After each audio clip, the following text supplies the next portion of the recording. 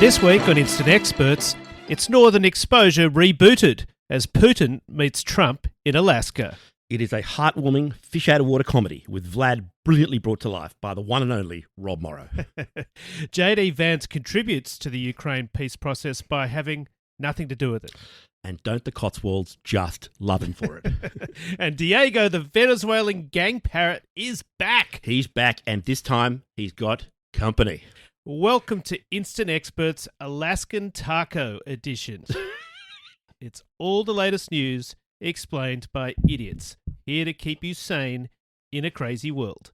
I'm Henry Lee, and as always, I'm here with my dear friend, the Honk. Honky, welcome.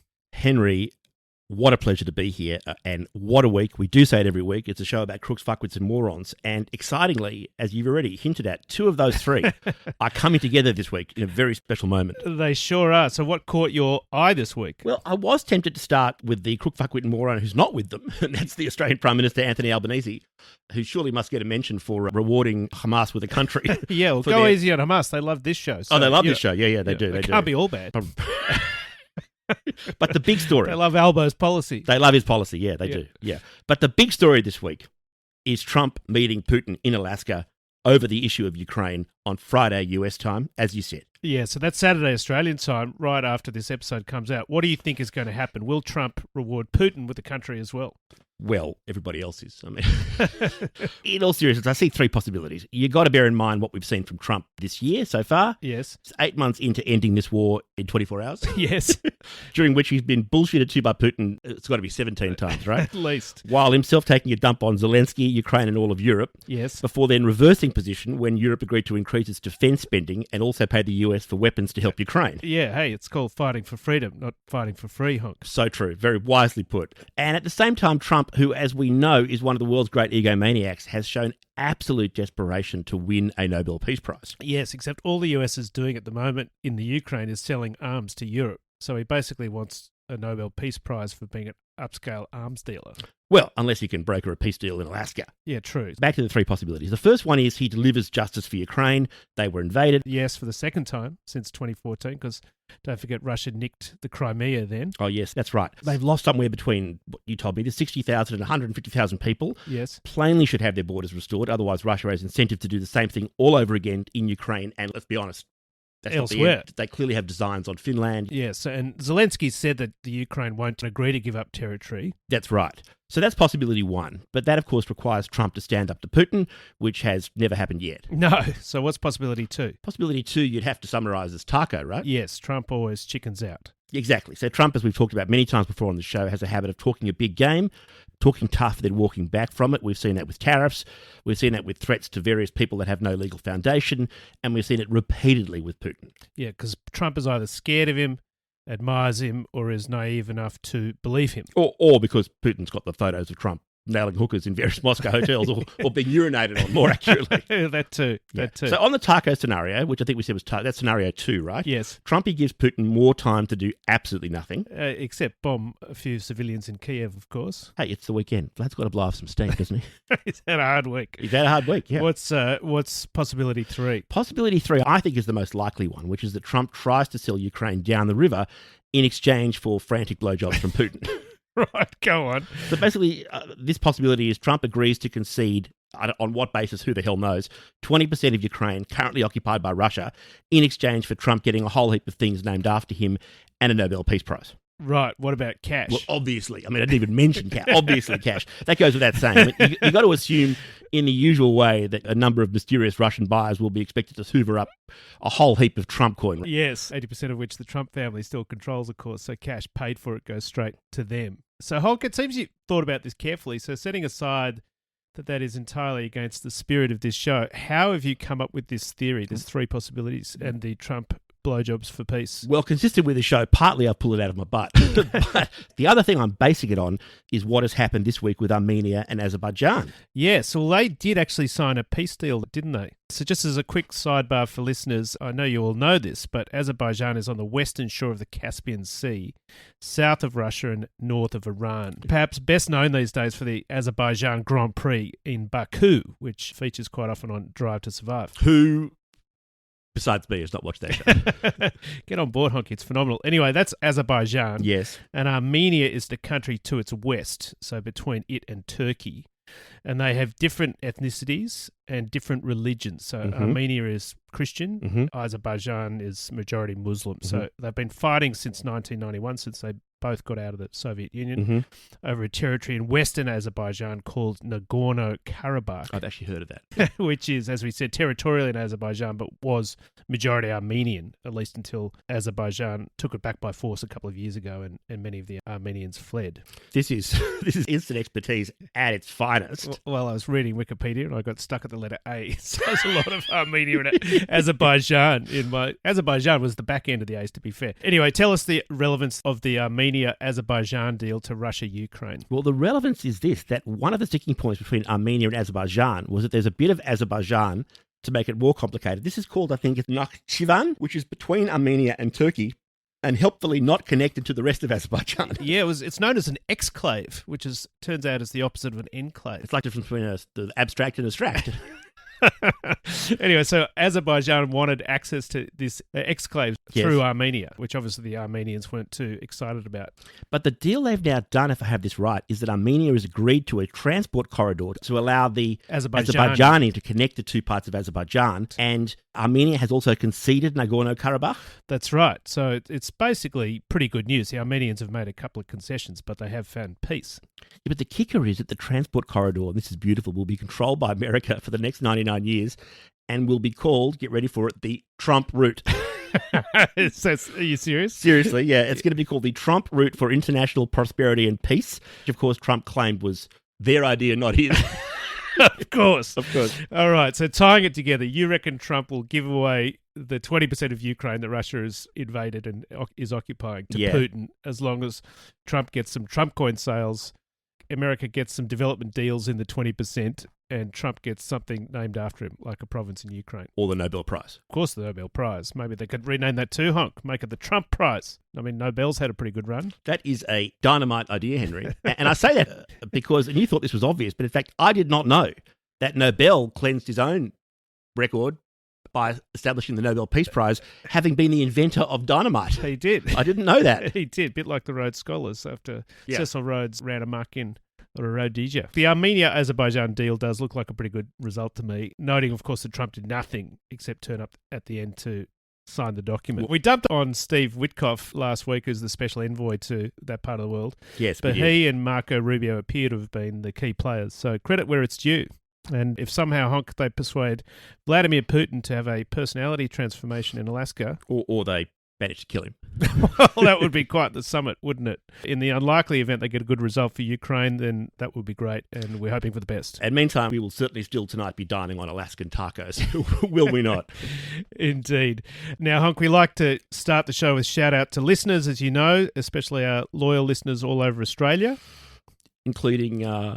No, of course not. No cheeky northern capital? No. Gateway to Arnhem Land and gateway to Asia? No. No crocodile-infested hellhole full of cowboys, drunks and criminals? No. In other words, still no Darwin? No. I'm not bitter. No. It's a free country? Yes. Darwin! Please, I beg you, for the love of God, please listen to me. No. Darwin! Darwin! Adrian. Darwin, I did it! So please join us, Darwin. And instant experts around the world. Sadly, no Azerbaijan or Armenia as yet, Honk. Well, they're busy. In fairness, they're busy. Now that peace has broken out, who knows? But exciting news is we have our first Korean instant expert this week. That is exciting, really. That's right. We had a listener this week in Changwon, which is a port in Gyeongsang province and the 11th largest city in South Korea. Wow, at this rate, we might even crack the top 10 sometime between now and the year 2095. Well, it's to be fair, Changwon has got 1 million people. Oh, yeah? So it's not too bad. No. It would be the 6th largest city in Australia. What's 11th? Have a guess. Is it Darwin? It's actually Wollongong. Oh, thank God. Darwin is 17th, only 150,000 people. Yeah, fuck them.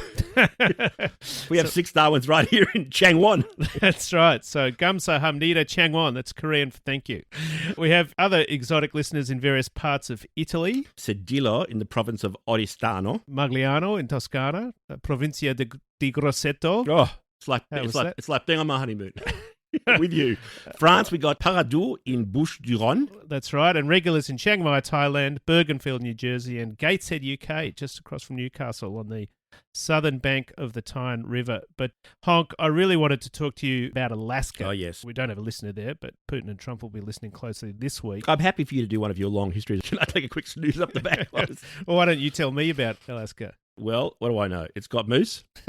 Yes. It's got ice road truckers. Yes. Of course, it's got the beautiful town of Sicily. Perfect place to set fish out of water comedies about recent Jewish New York graduates from med school who need to pay back their scholarship with 4 years of service in the boonies. That's right. Although I think Sicily, strictly speaking, is a fictional town, given Northern Exposure was a fictional show. So, Honk, since you're on a roll, what is the capital of Alaska? I think the capital is Juneau. Am I right? You are correct. And how did Alaska become part of America? Don't you want to ask me what the capital was before that? Shall I tempt fate? You're going to show off now? Go on. Anchorage? Sitka. Oh, fuck it. So how did it become part of America? Sitka was the Russian capital. Oh, right. Yeah. Right, yeah.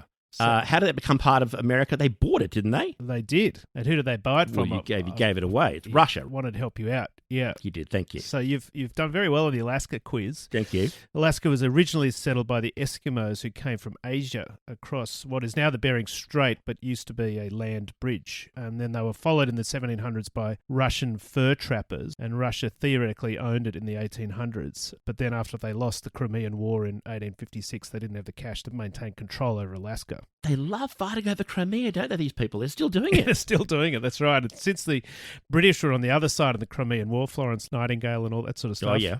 The 1856 one, along with the Ottoman Empire, they didn't want to sell it to Britain.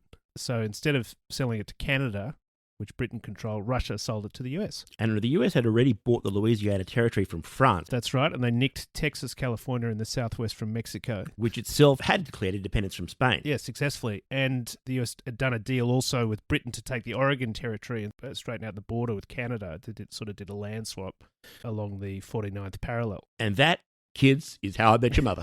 And how the US, other than Hawaii, was put together. So Alaska was the second last piece of the jigsaw.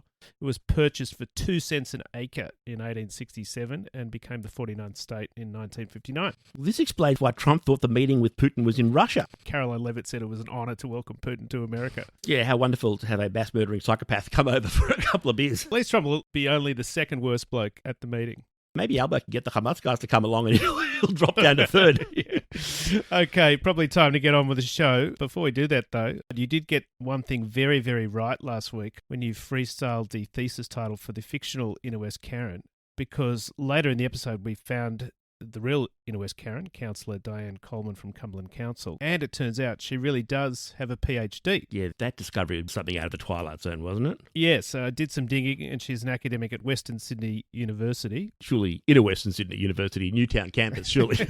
Strictly speaking, she's from Greystanes, but it's the vibe, isn't it? Anyway, her thesis is entitled Development Ideas, a Study in Comparative Capitalism. So you got the comparative part spot on.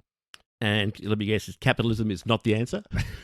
Honk, if I've told you once, I've told you 1,000 times. Development is most effectively pursued through a balance between spontaneous market dynamics and intentional state-led mobilisation, regardless of whether the focus is industrial or agricultural. Henry, I think you'll find that governments have an essential and versatile role, not just in industrialising, but also in elevating agriculture as a potent engine for inclusive, sustainable development. To be fair, Dr. Coleman is probably right. Henry, a woman can be right without needing a man to confirm it for her to be true. Okay, this time we're definitely getting on with the show. Now, Honk, we normally start with American carnage, but we've done plenty of Trump stuff already. Was there any non-Trump stuff that is newsworthy this week? There is one thing. While Marco Rubio was doing the actual work of solving the centuries-old drama in Ethnic Clashistan, and Steve Witkoff is laying the groundwork for the Trump-Putin summit, the vice prostate, BJ Vance, is also right in the centre of the action, friend of the show, right in the centre of the action, on holiday. In fact, 2 holidays. A holiday from his holiday. Well, he's a hard-working man. Is he? Boss's dick does not suck itself.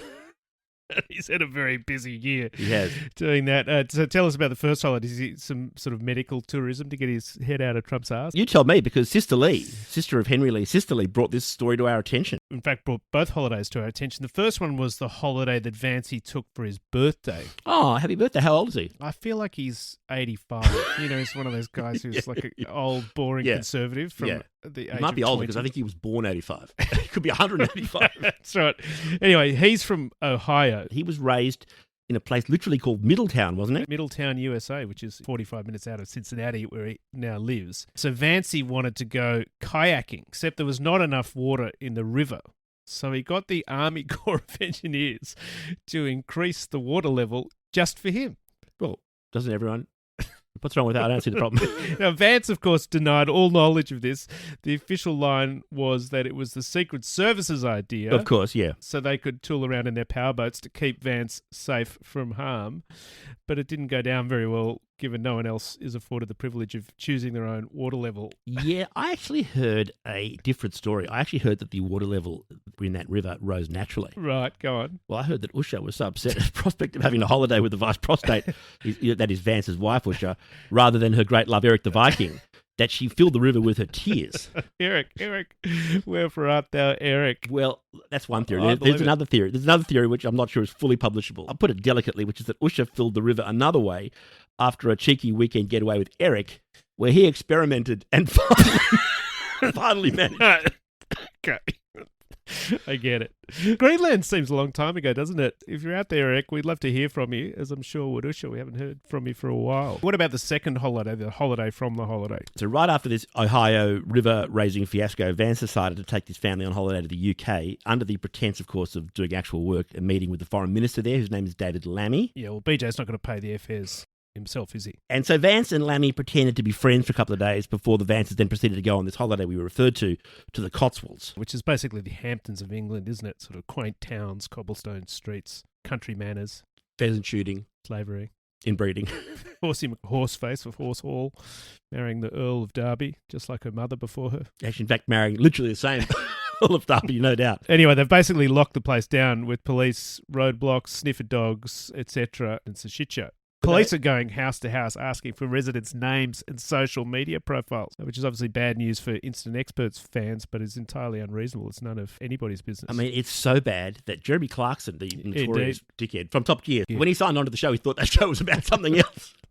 But you know it's bad when Jeremy Clarkson, whose farm is nearby, thinks you're a cunt, Clarkson's farm. Yes, yeah, that's he right. thinks you're a cunt. Yeah, when we were talking about Alaska before, Honk, and it formerly being part of Russia, was actually famously described as Siberia's Siberia. Yeah, that's right. And in the same way, BJ Vance is a cunt. In fact, this comes back to something we talked about a couple of weeks ago on the show, the subtle distinction that you yourself pointed out, and is at the heart of the classic Australian rock song from the band Tism with the unforgettable title, I may be a cunt, but I'm not a fucking cunt. It's true. I mean, this is it. This Writ is large. it. Exactly. Clarkson's one and Vance's the other. That song, by the way, was absolutely robbed in the Hottest 100. Outrageous. Can't believe it. Now, Honk, as an aside, David Lammy, whom you mentioned, who's the UK Foreign Minister, is an interesting guy and a serious guy. He was born in London, but his parents are from Guyana. He's the first black Briton to attend Harvard Law School, from which he has a master's. Right, so smart guy, you'd say. He is, although not when he turned up on Celebrity Mastermind a few years back. The TV show. Yeah. Go on. He went on the show in 2009. You know, it's the one on the BBC where they ask you general knowledge questions and then you pick your special subject. So in your case, it'll be WWE, let's say. So, Henry, it's WWF versus WWE, a comparative analysis. Hulk Hogan versus the Iron Sheik as a metaphor for the paradigm of the taxonomy. Anyway, he goes on Mastermind. They ask Lammy a couple of questions that you should probably know, but might not. So first, what was the surname of Marie and Pierre, the Nobel Prize winners for their research into radiation? And second, what is the building at Versailles? Right, so obviously Marie and Pierre are Marie-Pierre Curie, and Versailles is a palace. That's right, except David Lammy went with Marie Antoinette and a French state prison. Well, maybe he didn't study France at Harvard. Maybe. So we'll give him the benefit of the doubt. The other question, though, is who succeeded Henry VIII? Well, as it happens, I did an honours thesis in Tudor history. So You I think did? it was Edward VI, wasn't it? Except he was only 9 years old, as I recall. So the place was run by a bunch of regents, and then Edward VI died at the age of 15. Lady Jane Grey came in for 9 big days before Queen Mary I, and then Queen Elizabeth I for the next 45 years. Well, that's the 11 out of 10 answer, Honk. Thank you. And we forgive David Lammy for not knowing that. But his answer was very strange indeed, and we're getting to the point of this story. Yeah. He said the successor of Henry VIII was Henry VII. Henry, I think you'll find the notion of the crown passing from father to son, and indeed numbers going up in order from 1 to 2 and so forth, is the very definition of the patriarchy. Check your privilege. You're trapped in an ancient paradigm. And let me tell you, in African cultures also, if I may speak on their behalf without asking them. So, David Lammy, smart bloke, but no mastermind. This is slightly off the beaten track of the political stuff, but still in the UK, and you flagged it at the top of the show, is the long-awaited return of the gang parrot. Hey, he's back. So just to recap, listeners will remember the sordid tale many weeks back of the sweet little old American lady who travelled out of the United States with her emotional support parrot, only to learn she wasn't meant to have been allowed to have the parrot on the plane, and then they wouldn't permit her to board her return flight with the parrot, forcing her to choose between staying in Puerto Rico, which is where she went, or being separated from her beloved bird. So for our newer listeners, it's often hard to tell in the show, but this story is actually true, as Hulk mentioned. Absolutely true. Now, we theorised, remember, the little old lady did the right thing and was rewarded for it. Yeah, so from memory, she stayed in Puerto Rico with the parrot. Well, in real life she did, until she got another flight. Right.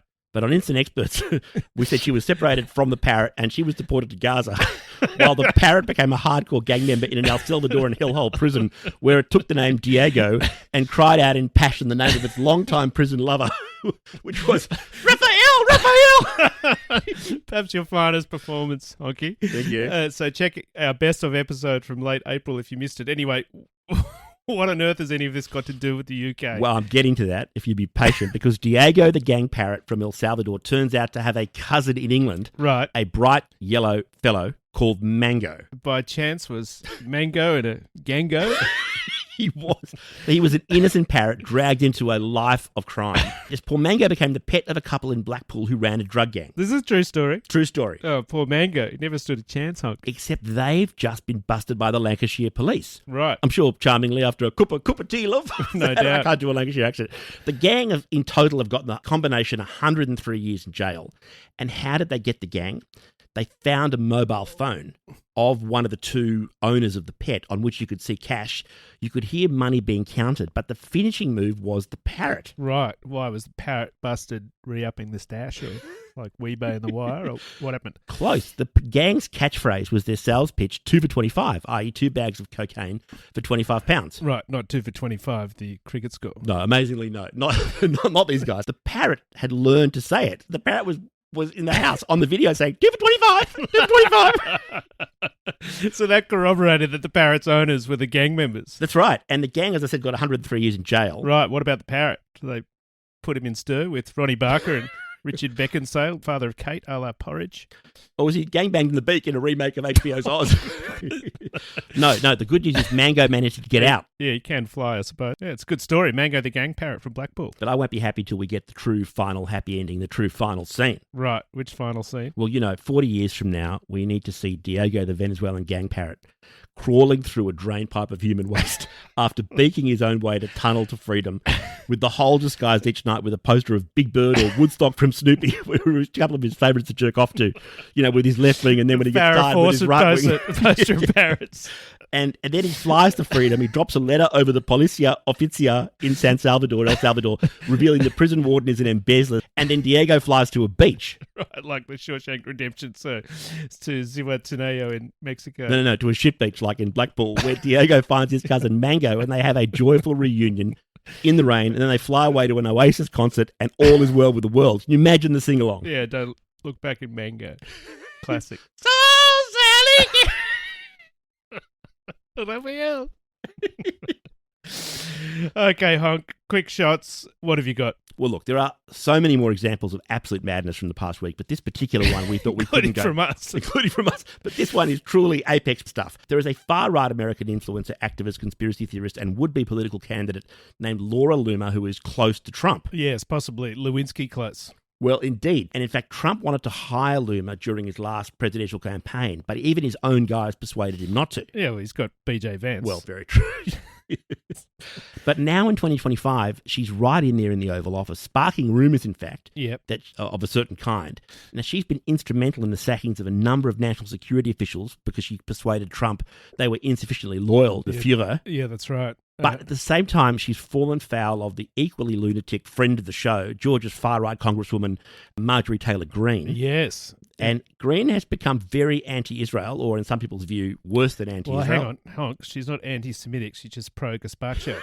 We covered that extensively in episode 18. She was quite clear. Yeah, anyway, Luma thinks otherwise, thinks it's much more than just being anti-Israel. And Luma has called her out, prompting Green in the last week to tweet, quote, Laura Loomer viciously attacks those of us who are President Trump's most loyal original MAGA supporters. Laura Loomer is the most unstable person and worst liability to ever walk into the Oval Office. High praise indeed. That's a very strong field too. How did Laura Loomer take it? The answer is not well. Loomer has gone back Green, citing Green's divorce from her husband on the grounds of Green's alleged serial adultery. So Loomer wrote, and get ready for this, she wrote, I wish Representative Marjorie Taylor Greene got on her knees for her Lord and Saviour as much as she got on her knees for men who aren't her husband. Just another fake Christian. Can you call yourself a Christian when your mouth is full of other men's cocks? She really wrote that? She did. And then, this week. She did, this week. And then, Loomer's accusation of Marjorie Taylor Greene's anti-Semitism, Loomer wrote, yes, quote, it was the Jews who made Marjorie Taylor Greene cheat on her husband in the back room of a CrossFit gym. Yes, the Zionists forcefully opened up her legs and made her destroy her family. Oh my God, this is like a cat fight of cat fights. It's unbelievable. This is real. This is real. This is real. So it goes on. I mentioned before about these rumours of an affair between Laura Loomer and Donald Trump. Yes. Now, the person who actually aired those rumours was Bill Maher from HBO. Laura Loomer has sued Bill Maher, and in that context, she was deposed just very, very recently by HBO's legal team. Deposed, you mean questioned? Questioned, giving evidence. Sorry, deposed like the American sense, the legal sense. And specifically, Loomer was questioned about other tweets of hers about Marjorie Taylor Greene. Right. Now, we're going to play some audio. This is from a mostly serious news podcast show called The Bulwark. And here these guys are trying, emphasis on trying, to get through the story of Laura Loomer's deposition without losing it and failing. And for context, Arby's, which you'll hear about, is a popular US food chain famous for its thick roast beef sandwiches. Several pages of the deposition are taken up by Loomer's claim that her arch enemy, Representative Marjorie Taylor Greene, has Arby's in her pants. It's clear that Loomer was making a pejorative reference when she said Arby's in your pants to the anatomy of promiscuous women. But in the deposition, Loomer apparently couldn't admit that was her reference point. She instead pretended that she meant Greene actually puts Arby's roast beef sandwiches in her pants. Here's just a small portion of the roast beef exchange. Bolger, this is the HBO lawyer. So what is the basis for saying she had Arby's in her pants? Loomer, because I know she likes to eat at Arby's. Bolger, and she likes to put it in her pants? You know that? Loomer, yeah. Bolger, she puts Arby's in her pants? Loomer, yeah, she does. Bolger, okay. If I asked Marjorie Taylor Greene, she would tell you that she puts Arby's in her pants? Loomer, it's my best belief that she would tell you that. Yes. Bolger, okay, are you making a derogatory comment about her sex life by talking about Arby's in her pants? This is a fucking court transcript. Loomer, no, I'm talking about Arby's sandwiches. I'm a very direct person. If I was making a derogatory comment, I would have said it. Not helping her case, Loomer tweeted the roast beef insult again today. That would be Monday, asking Greene's boyfriend, right-wing reporter Brian Glenn, quote, how does it feel to eat Arby's every day? Oh my God. What the hell is wrong? I don't know. That's a new low, even for us. Let no one ever criticize the tone of our show ever again. New low for instant experts, the Bulwark, the law, civilization. Arby's. Certainly for Arby's. Oh, wow. But what a listen. That must be all we have time Gotta for. be. I think the cops are on their way. Find us in all the usual locations, listeners, especially TikTok and Instagram. Yes. But most of all, please share us with your friends and on your WhatsApp groups and so on. Word of mouth really helps us. It really does. And rate us 5 stars on your Please. podcast app. And as we always say every week, check out our show notes, which are the text, the rundown, wherever you get this podcast of what's in the show. From those show notes, you can send us a text and we'll read it on the show, as we have many times. You can send us a voicemail direct from the show notes and we'll play it on the show. We haven't had a voicemail for a couple of weeks. That'd be good. That'd Erik be the nice. Viking, we want to hear from you. Yeah. And a lot of dumb jokes in the show notes. Yeah, they are. A lot of stupid jokes, all written by Henry. I would never write jokes like that. I would never do that. I write 3 dumb jokes and then you write 27. I don't know what you're talking about. Really dumb We're obviously jokes. being hacked by someone who's not you and not me.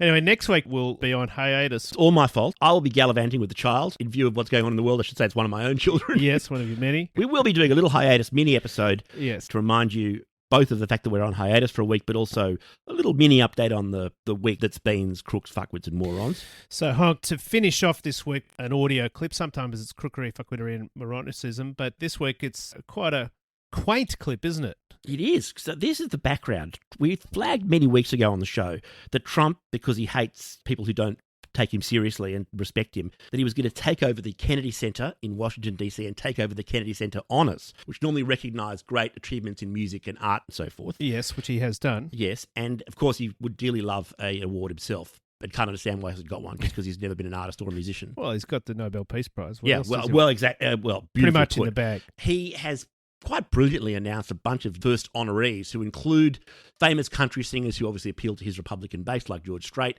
Gloria Gaynor, the disco star. He loves the disco. Yeah. Kiss. Straight and Gaynor.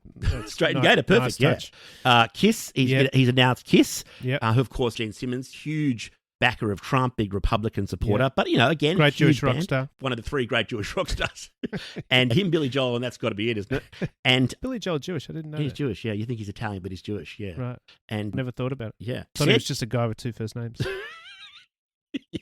But on top of Kiss, there is a surprise here for the Kennedy Center, which is there is a popular vote award at this year's Kennedy Center Honors for the first time. And it's been won by community vote by a community bluegrass choir of musicians and singers. Bunch of old people from Middletown, USA. Yeah, and you told me this, and I thought that's brilliant because these are Trump's people, salt of the earth, rural, white, having a sing-along, a reminder of a simpler time.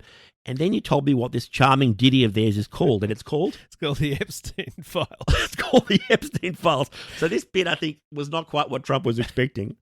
So as we said, we're back with a little hiatus mini next week and a bumper full episode the week after because, as Henry always says, Stupid never sleeps. it never sleeps. Thank you for your company, and please enjoy this wonderful piece of community resistance.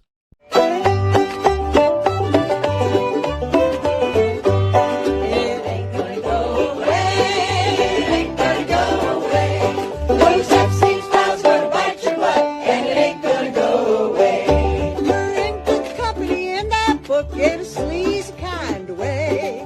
You don't want us to have a look on a presidential day.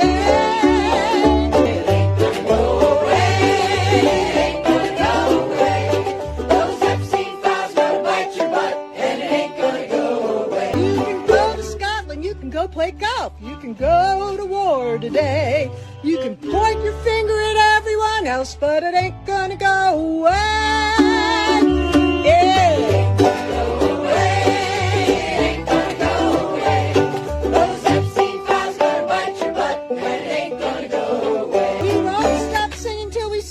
Names in a book we want to read.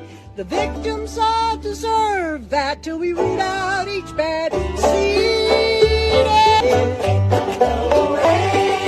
Ain't gonna go away. Those Epstein files gonna bite your butt, and it ain't gonna go away.